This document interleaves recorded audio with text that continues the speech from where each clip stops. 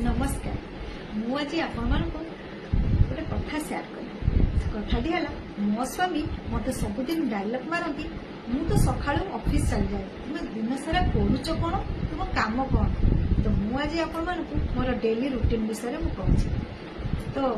प्रथम है राति 4टार मुठे उठ सारापर योगा करे योगा कलापर मो स्वामी मो 6:30 सुधा पूरा खाइबा टिफिन बनई दिए तापर मो स्वामी गला फिर मो वाक करने जाए वाक करके आसला मो जहाँ जहाँ जिनस मोर नहीं तल मानने वाक कला नहीं आसता